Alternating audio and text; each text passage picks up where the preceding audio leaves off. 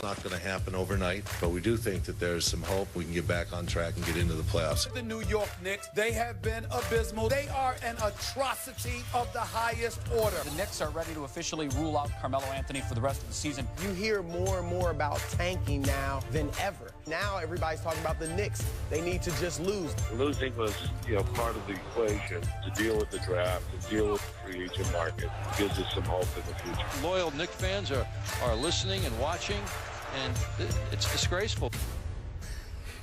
Joining us now is an award-winning actor, director, writer, and producer, Spike Lee. Spike is the Grand Marshal of the New York City Marathon. That takes place this Sunday, coverage on ESPN2. Thank you so much for being here with us. Welcome back. What's up? We're going to get to the marathon in a minute.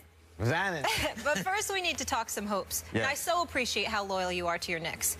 ESPN is giving them a 1% chance of making the playoffs. Let's just get right into it. 1%? Yeah. Are they playoff bound? Are they going to defy these odds? We got to win more than 17 games, though, right, Stephen A? Yeah, you think I'm trying to figure out where the hell the 1% came from. I'm trying to figure out where the hell the 1% come from. Who was the 1%? I want to know who they are. I want to know. Well, don't get me started. Carmelo's healthy. The season hasn't even started yet. Tranquilo. Look, I'm trying. I'm trying to be positive. It's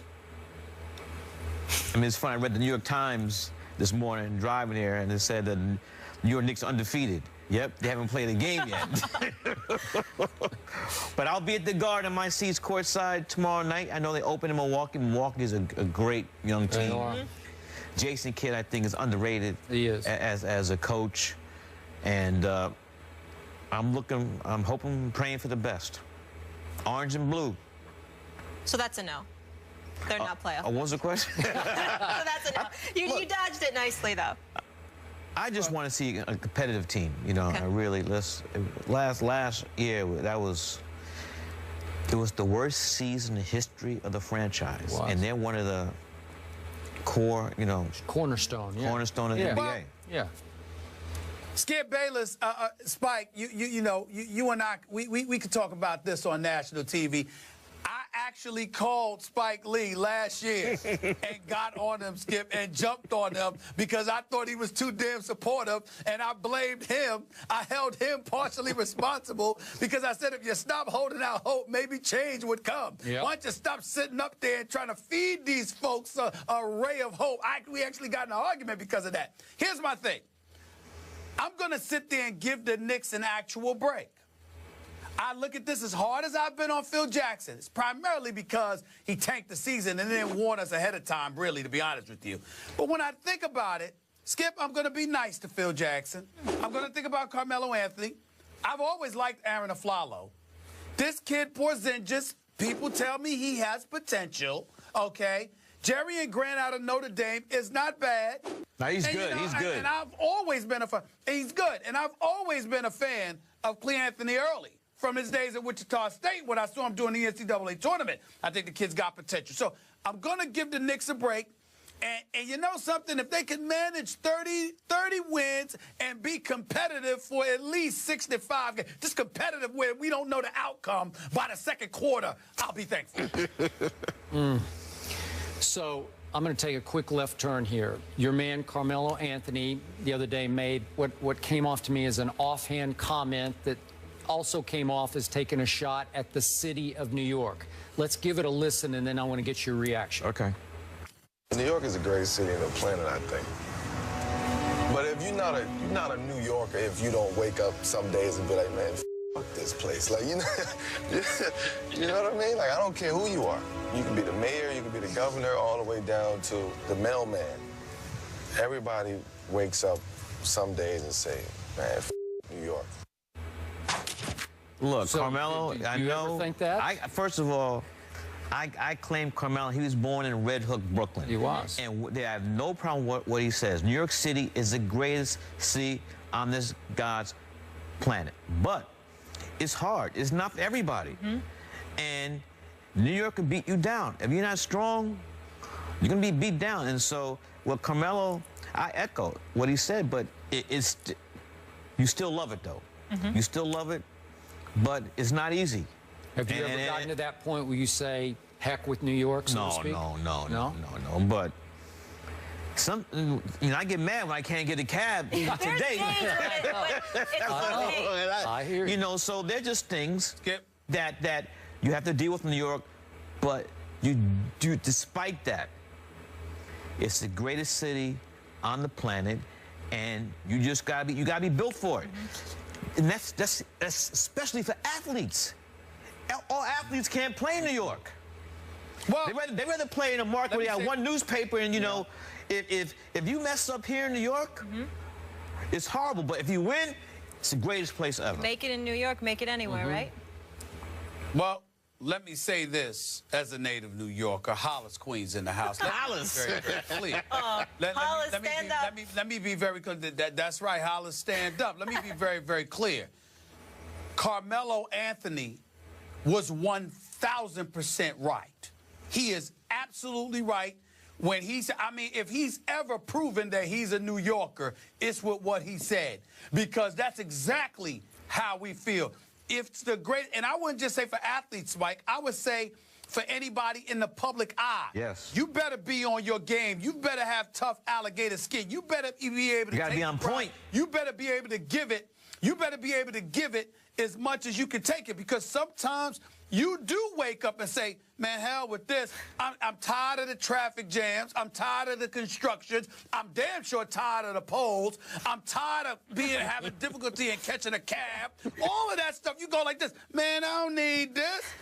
And the taxes, too. Let's not forget that. You look at all that, be like, man, I don't need this nonsense. He's absolutely right. True. There is nothing that he said that should be taken negatively. He spoke for all New Yorkers, because any New Yorker that tells you they feel any differently than what Carmelo Anthony said from time to time is a damn liar. And they're not from New York. Damn liar. They're not a true New Yorker. That's right, and they're not from New York, or both, or both. Okay, I'm going to speak as a guy who actually lives in Manhattan. I live in Manhattan. Whatever. And I'm here to suggest to both of you Knicks lovers that Carmelo is going to put himself on a little bit of a hot seat this year. Because that statement? Not just because of that, but there will be some Knicks fans who will say, well, you know, he didn't really show up last year. He didn't give me everything. Hurt. I know, but was he really hurt? Should he have toughed it out and played more games? I know.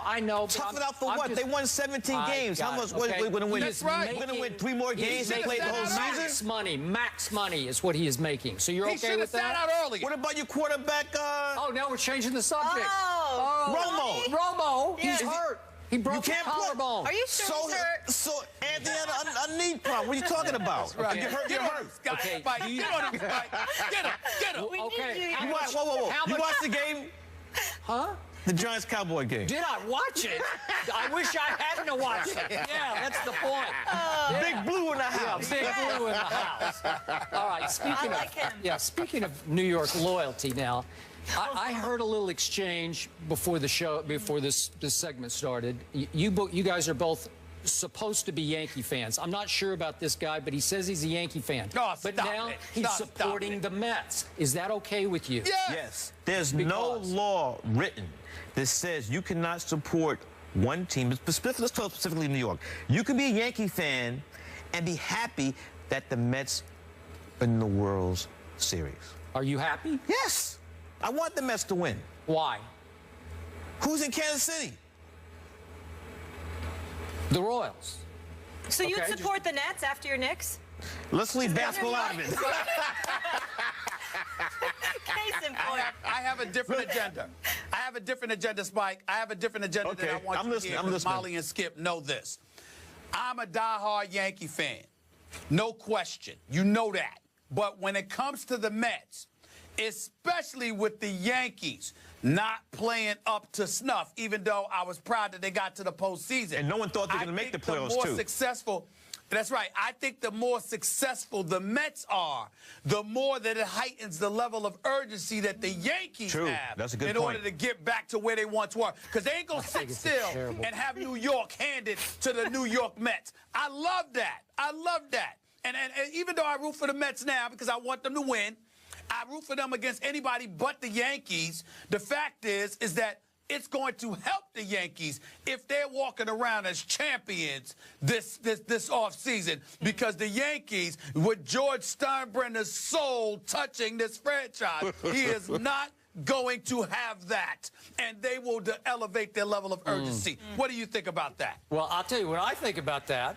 I think it is a lame rationale on your part. Why is that lame? We know what you think. We know what you think. I'm asking Spike. The true Yankee fans I know, those who live in my building in Manhattan, they can't even speak the name Mets. They can't even. That's not true. The name Mets can't even come out of their mouth. There are people like that. Yeah, but also, there are. Stephen A. and I are not the only Yankee fans, devoted Yankee fans, who are happy that the Mets are in the World Series and want the Mets to win the World Series.